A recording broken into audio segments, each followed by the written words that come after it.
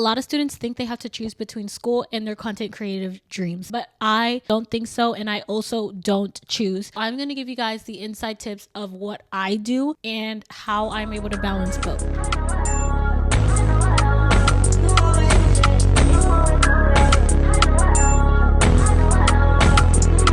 Yeah, never enough. I'm in your city right now. Yeah, never bluff. Yeah, I've been busy right now. Why you hitting me up? Hey guys, and welcome back to the channel. If you guys are new here, hey, my name is Caylee, and if you're a returning subscriber, what's up? Welcome back to my podcast. Of course, I'm your host. Today we are going to be talking about how to balance school and content creation, whether that is YouTube, Instagram, TikTok, whatever it is, just content creation in general. This will be more like targeted towards people who want to start a YouTube channel or towards people who have a YouTube channel and just want to learn how to be more consistent and learn how to balance more.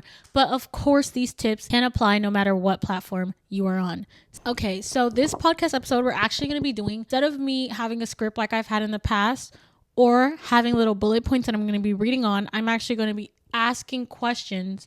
Like I have questions that I'm going to be asking myself and answering them about content creation. That's going to cover everything about what you need to know and what to do's, what not to do's, tips, the whole nine. A lot of students think they have to choose between school and their content creative dreams, but I don't think so, and I also don't choose. So I'm going to give you guys the inside tips of what I do and how I'm able to balance both. The first question is, why do so many students feel like they have to choose between school or their creative dreams?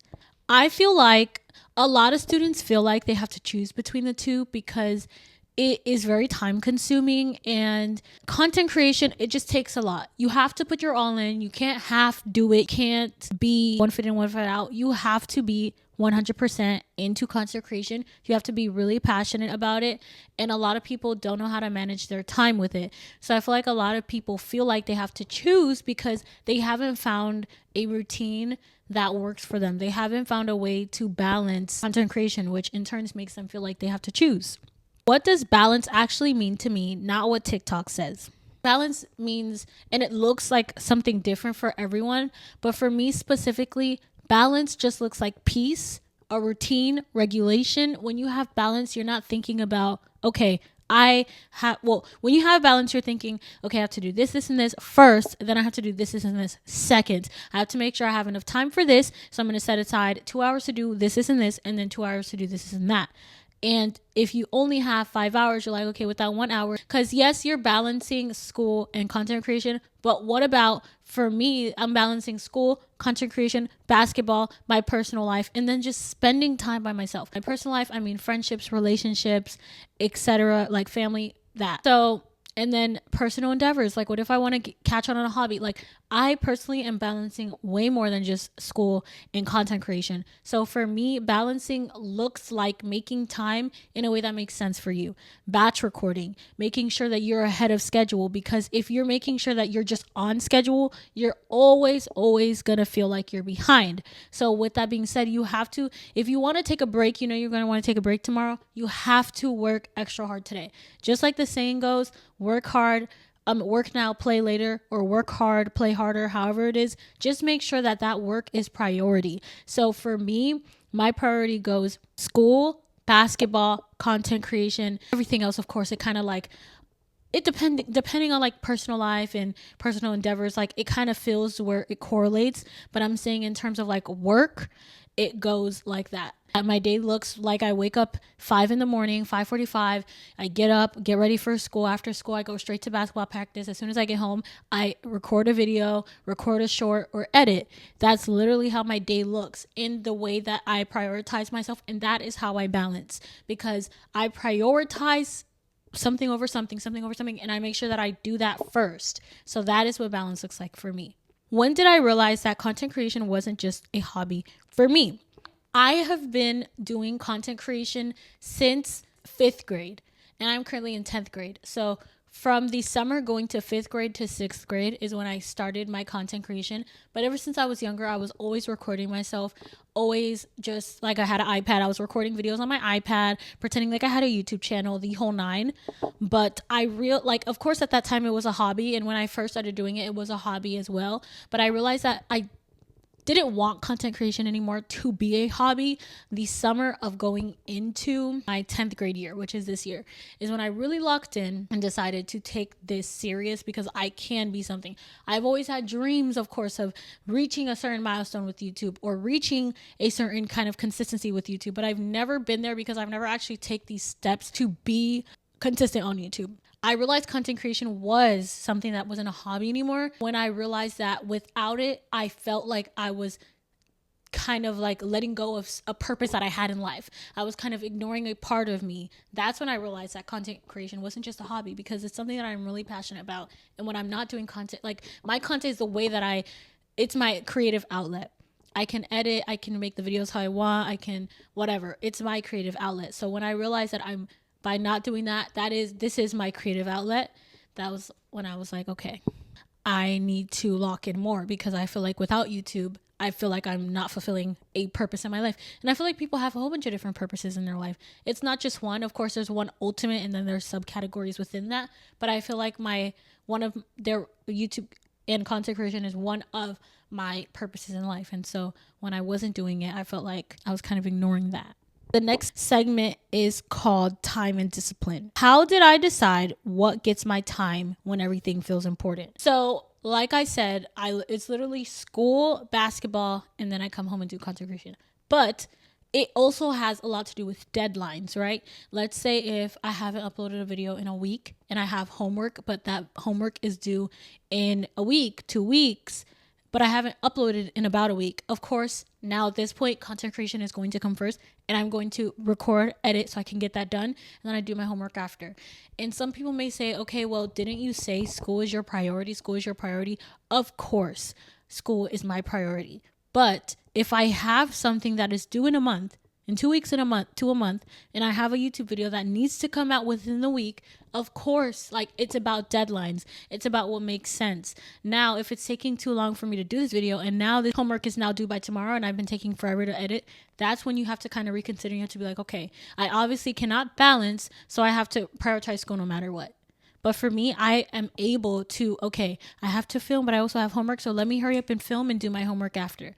I am able to do that, and I am able to find that balance. But you have to find it for yourself, because it looks different for everybody. I can tell you how I do it, but I can't tell you how to do it, because everybody has a different way of how that looks for them. The next one is, what does a realistic weekday look for me during school season? So I'm actually going to be reading, because I wrote down like specifically what I do every day. So on Saturday, I know the week starts on Sunday, but I felt like starting it on Saturday, like when I'm writing it. So Saturday, everything starts with my content creation. I batch record long form videos, and it's normally 2 videos. So today's actually Saturday, and it's my recording day, and I'm recording 2 videos, whether that's a podcast and a vlog and a podcast, 2 podcasts, 2 vlogs, whatever it is. I record the long form videos on Saturday. The next one is for Sunday.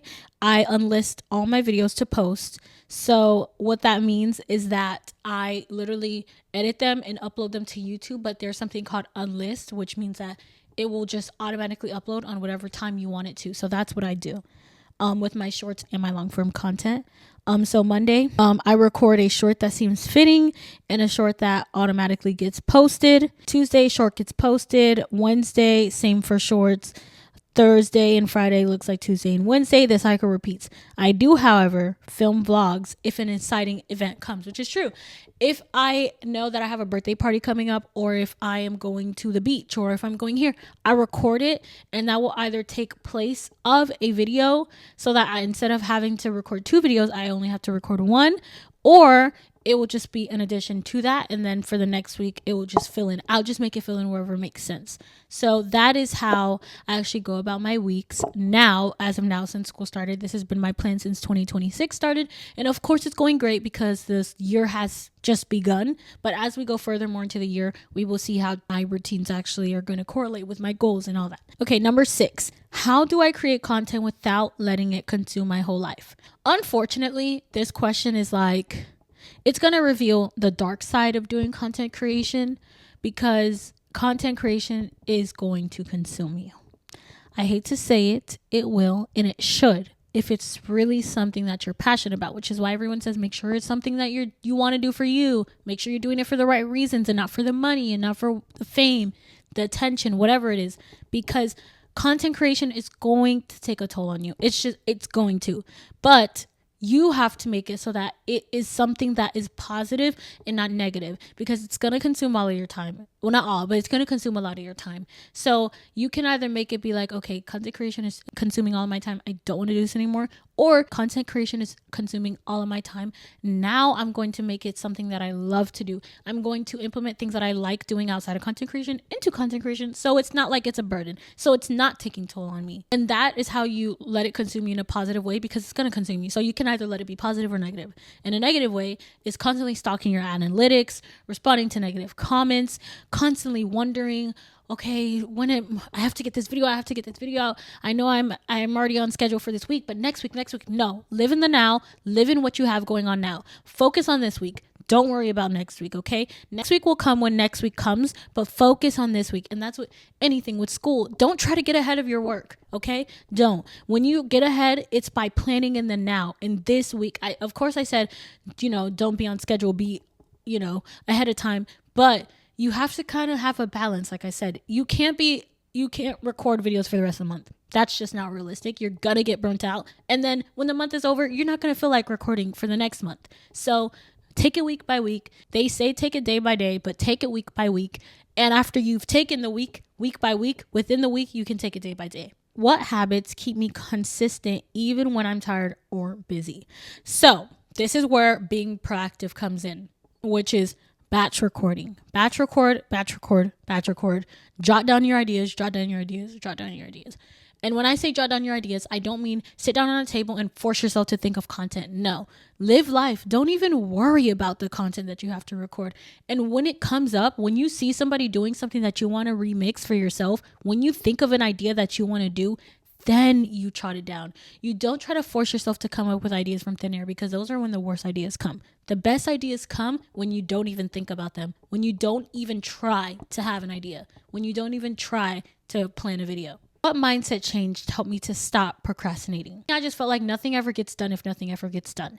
If you don't get your butt up and stop being lazy and pick up your camera, pick up your mic and record that podcast episode, if you don't pick up that camera and record that vlog, if you don't pick up your phone and record a short, nothing is going to get done if you don't do it. Nobody's going to record your content for you. Nobody's going to edit for you, especially if you're not monetized. You don't have any editors. You don't have any videographers. You need to do it for yourself. But even before that, those people who have those things had to learn how to do it for themselves before they got the money to do it. How did I stop wanting to feel motivated and start relying on being disciplined?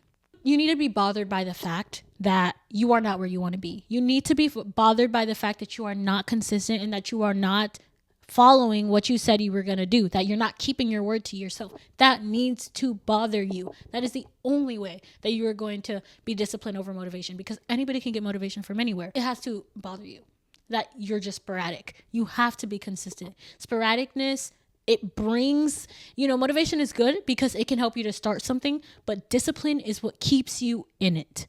How do I remind myself that school is a part of the long-term plan and not the enemy? Remembering that if all else fails, that high school diploma is going to be what saves you. How do I reset when I feel overwhelmed or behind?